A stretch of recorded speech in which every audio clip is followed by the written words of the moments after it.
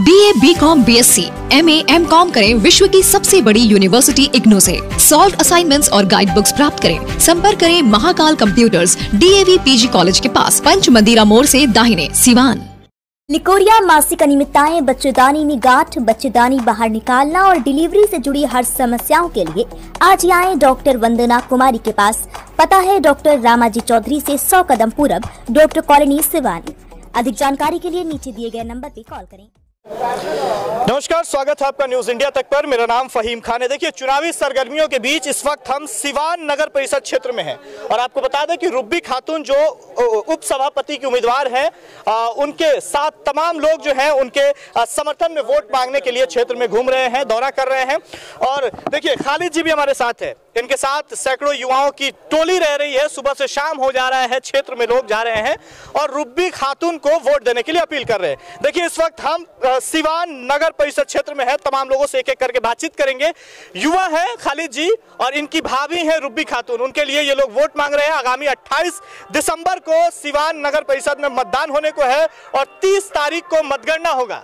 उसके बाद ही पता चलेगा कि सिवान की जनता जो है वो उप सभापति पद के लिए किसे चुनी हुई है और किसे उस गद्दी पे बैठाती है।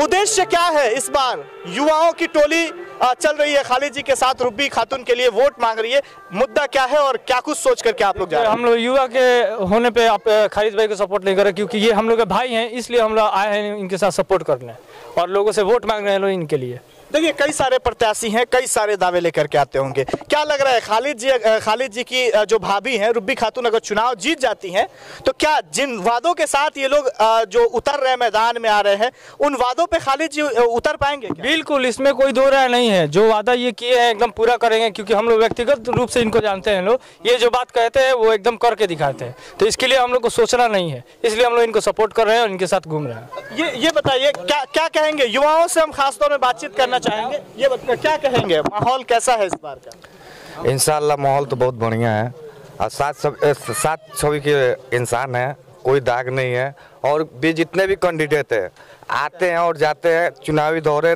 चलता है, लेकिन उनका जो दावा होता है ना वो सब झूठा फेल हो जाता है। इंशाल्लाह ये युवा है, करके दिखाएंगे। हम लोग पर पूरा भरोसा है। विश्वास तो सब पे किया जाता है, लेकिन जहाँ नगर परिषद रहता है वहीं रह जाता है। कहने का उद्देश्य ये है कि भ्रष्टाचार के गोद में लिपटा हुआ नगर परिषद फिर वहीं रह जाता है। तो क्या खालिद जी उस नगर परिषद को भ्रष्टाचार के गोद से निकाल पाएंगे कि नहीं? इसीलिए तो इनको आगे किए हैं हम लोग कि आइए आप, इंशाल्लाह भ्रष्टाचार को खत्म करेंगे। इंशाल्लाह सबसे दावेदारी मजबूत भी है।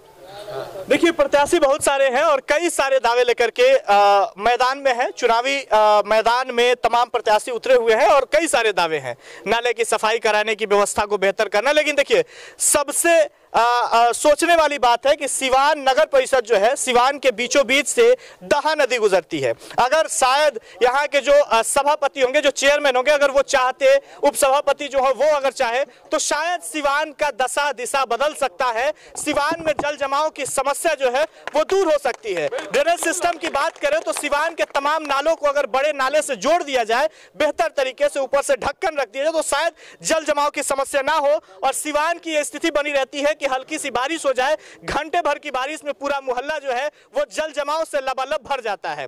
इस पे भी हम बातचीत करेंगे। क्या खालिद जी, क्या लग रहा है ड्रेनेज सिस्टम को लेकर के क्या करने वाले हैं आप लोग?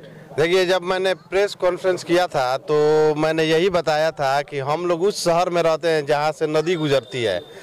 पता नहीं क्या किया लोग 40 साल 50 साल से कि इतना तक समझ में नहीं आया कि जितना ड्रेनेज सिस्टम है उसको हम लोग ला के नदी में, अपने जो नदी जाती है दहा नदी, उसमें मिला दें। तो काम तो हुआ ही नहीं है, सिर्फ लूट घसोट हुई है।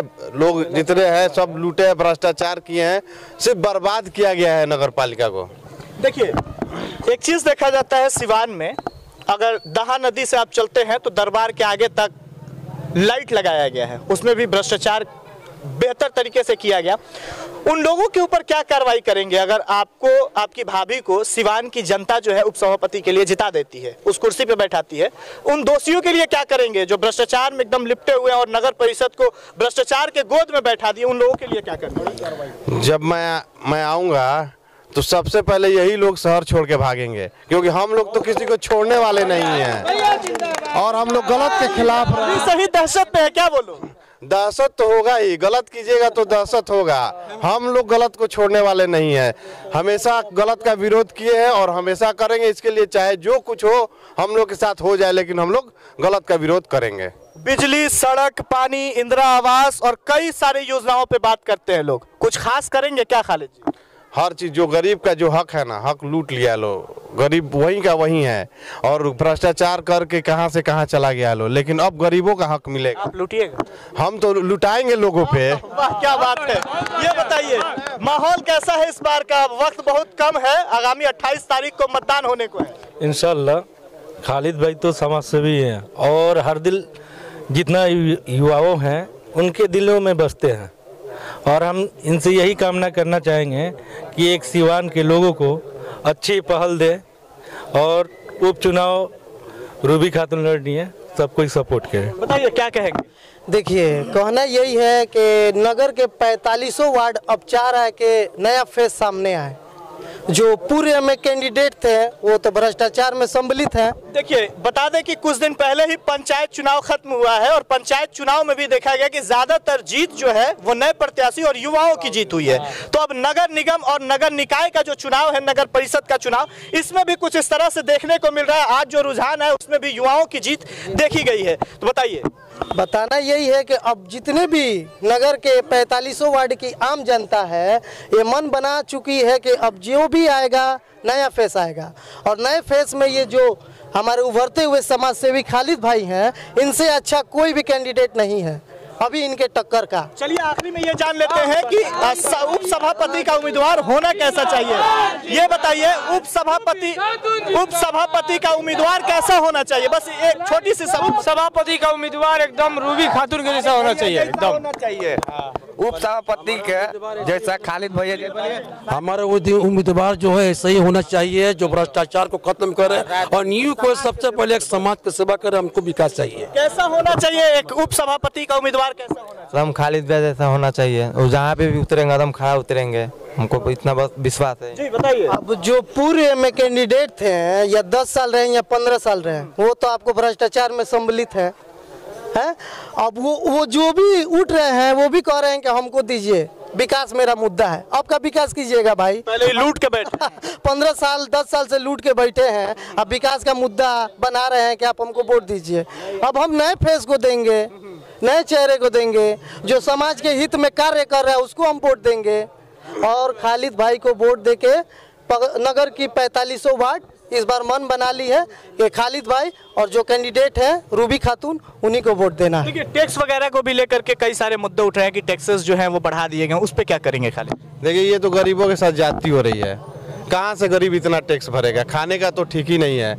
तो उसके लिए हम लोग उस पर राय मशवरा करेंगे, विचार करेंगे और जितना कम से कम होगा टैक्स हम लोग लगाएंगे। आखिरी में क्या अपील करेंगे? अब 8 दिन बचे हैं, आज के बाद 8वें दिन जो है कि मतदान होंगे। सुबह से ही जो लोग हैं वो मतदान करने जाएंगे।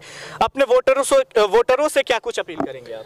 हम वोटरों से अपील करेंगे कि आप लोग ईमानदार अच्छे लोगों को लाइए, जो समाज में रहता है, जो काम करता है, ठीक है, जो समाज के काम में रहता है। और मैं सबसे अपील करूंगा उप सभापति के लिए 5 नंबर क्रमांक ईवीएम संख्या में 5 नंबर पे है कुल्हाड़ी छाप। रूबी खातून को आप लोग वोट देके कुल्हाड़ी छाप पे विजयी बनाएं और भ्रष्टाचार को सिवान से जड़ से खत्म करें। चलिए बहुत बहुत शुक्रिया। देखिए ये खालिद जी थे जो कि इनकी भाभी है, जो उप सभापति की उम्मीदवार है रूबी खातून, मैदान में है और चुनावी मैदान में चुनावी सरगर्मियां भी बहुत तेज हैं। इस ठंड के मौसम में गर्मी ला देने वाला माहौल सिवान सहित अलग अलग निकाय चुनाव क्षेत्र में बना हुआ है। ऐसी तमाम खबरों के लिए बने रहिए न्यूज इंडिया तक के साथ। स्टूडेंट क्रेडिट कार्ड के साथ करें job oriented course, BTech, polytechnic, hotel management सहित अन्य प्रोफेशनल कोर्स। एडमिशन के लिए आज ही संपर्क करें एनराज एजुकेशन एंड वेलफेयर ट्रस्ट, आंध्रढाला ओवरब्रिज के नीचे, सिवान।